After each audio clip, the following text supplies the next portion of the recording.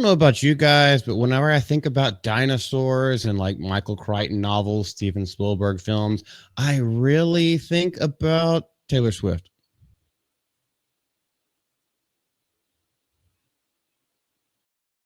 Whoa! Yeah, that's all a joke because I almost made an entire video yesterday just clowning on it because they're talking about what kind of fashion is she going to wear to the Super Bowl. Who gives a crap about that? Who even gives a crap? Well, a lot of people give a crap about the Super Bowl. I personally don't this year at all. Yeah, but they're going for the ratings, and this is the only way that they're going to get more ratings is by hyping up all these fashionistas and almost said the right word to us, but the wrong word, and it's something that YouTube doesn't want us to say. But what we actually have to talk about is the new Jurassic World movie. I think it's called Rebirth. It is being directed by Gareth Edwards. Now, we know him from directing Rogue One, a Star Wars story, where he did a fairly decent job, even though, in my opinion, that movie had a problem with pacing. He also had another one come out recently, and the visual effects on it were actually extremely good for only $100 million budget. Whenever Marvel and DC, yeah, DC as well, but whenever Marvel and Disney are spending like $250 to $300 million to put out stuff where the effects look like crap, so we know he knows his way around a camera, and obviously he is also a nerd. So it's at least a good start, even if his storylines kind of fall flat most of the time. Maybe it could be changed this time. I doubt it.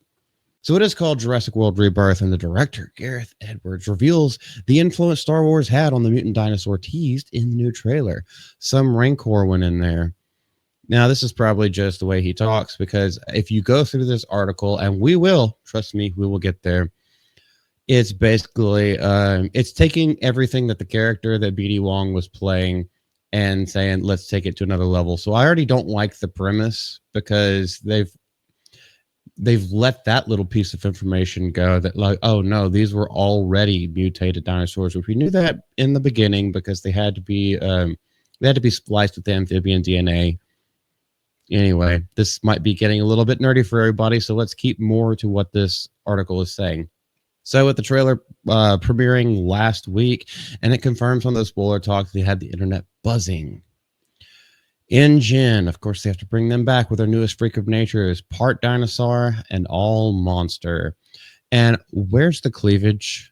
Come on now. You want to sell this movie? Give me some cleavage. Give the world some cleavage. Give girls something to strive for again. That's what's really missing up. All right, now this is just an aside, but here is where I think the Jurassic World movies have completely fallen off and gone so far away from the original concept of not only the Michael Crichton books, but also Jurassic Park. They keep trying to go bigger, better, crazier, wackier.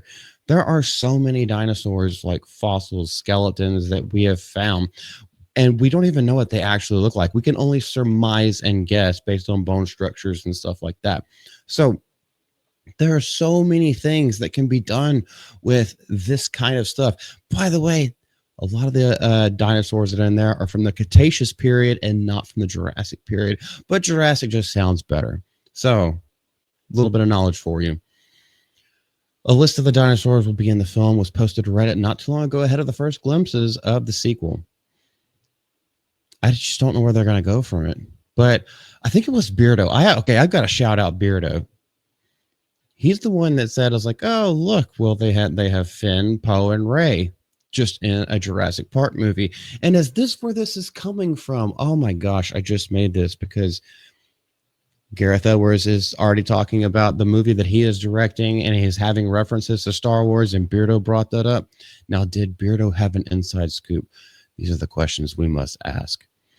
But among the specimens shared was a mysterious hybrid not referred to as the D-Rex, which didn't sound like anything this franchise has seen before, so the dinosaur would be black. The Reddit spoiler rundown described the D-Rex as an accident, yeah, because I'm not even going to go off down this territory, with 6 limbs. Okay, so it was familial. It was definitely inbreeding, Jeremy. And with 6 limbs that is supposed to exemplify cloning gone wrong. I mean, they've already kind of done that with The Fly way back in the day. Well, they've done it with a lot of different things and played for comedic effect. So, I mean, here's my thing. Does it look anatomically correct? Does it look like it anatomically could work? If it's cloning gone wrong, it has to be some monstrosity at the end of the movie, The Substance. It's going to have to be something like that, more like body horror grotesque. And he says, when you make a creature, you get a big massive pot and pour your favorite monsters from other films and books. Some Rancor went in there, some H.R. Geiger went in there, a little T-Rex went in there. So that is basically what they're doing. They're making a hodgepodge. It's almost like you threw all this into an AI generator using the franchises and IPs that you actually love and be like, oh, I love the look of that. I love what Phil Tippett did with the Rancor. I love what H.R. Geiger or Geiger, however you want to pronounce it. I always pronounce it Geiger, did with the aliens. And a little T-Rex went in there. And this is what they came up with. That's really what it sounds like. It almost sounds uninspired. It sounds like there's nothing original in there at all. That is to say, the director draws from Star Wars, Return of the Jedi, and Alien. Yeah, whatever. George Lucas introduced audience to the ugly reptilian Rancor. It wasn't that ugly. That fat dude with man tits, he loved that thing. He called it his baby. And when Jabba the Hutt unleashed one on Luke Skywalker and anyone who pleased him, Luke, of course, was able to slay the hulking beast. Luke had a hard time of it. He didn't take it on hand to hand. He couldn't take it on hand to hand. But with Rebirth coming from the modern auteur who brought us Hollywood's first crack at Godzilla in over 15 years, and that was decent enough, not enough Godzilla, way too many people. That's what I say. Like he makes good looking films. They look very professional. They get a lot of people hyped. He nails certain aspects of things down, but the storylines themselves just always fall a little bit short. He says that there are dinosaurs that didn't work. Some mutations in there. They're all based on real dinosaur research, but they look a little different. Based on a true story. Am I right, guys? We know that about every film that we've seen like that, where if you actually do research on it, you're just like, none of this happened. It's all dramatic effect, and it's all for show. So there's just something that a girl who's very close to me has told me about. It's like everyone's talking about the fact that they're bringing Spinosaurus back from Jurassic Park 3. Now, she thought it was from Jurassic World, and I put her in her place like a grown man does. Spinosaurus 3 from Jurassic Park 3. Did I just say Spinosaurus 3? Spinosaurus from Jurassic Park 3 and not from Jurassic World.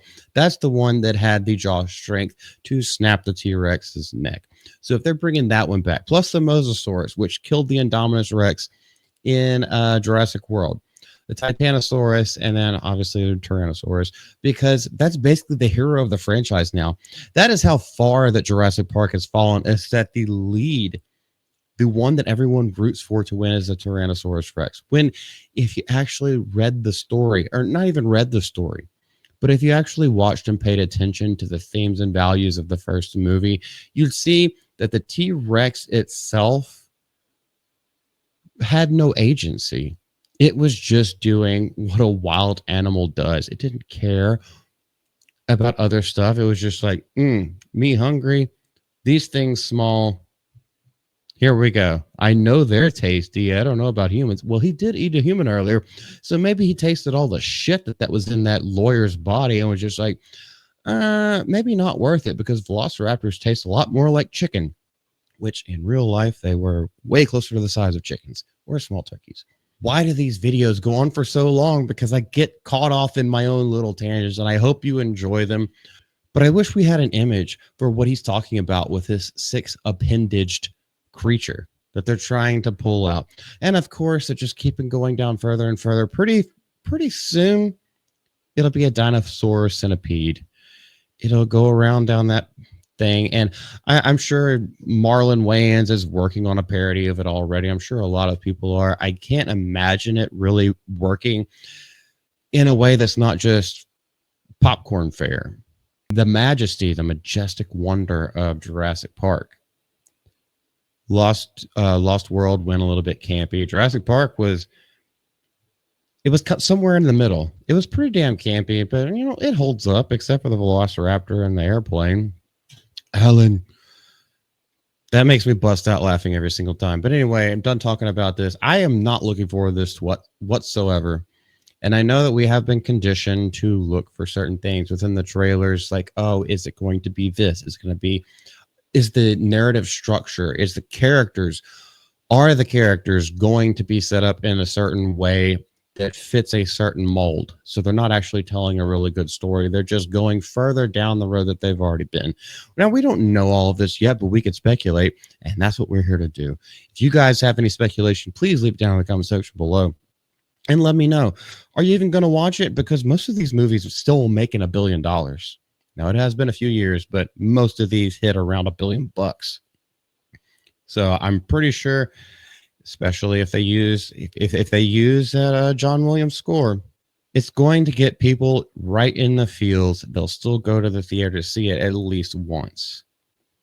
This is Multi from the GCA. Let the topic commence. Also, bye. But I wish we had like an image of what he's talking about with this six appendage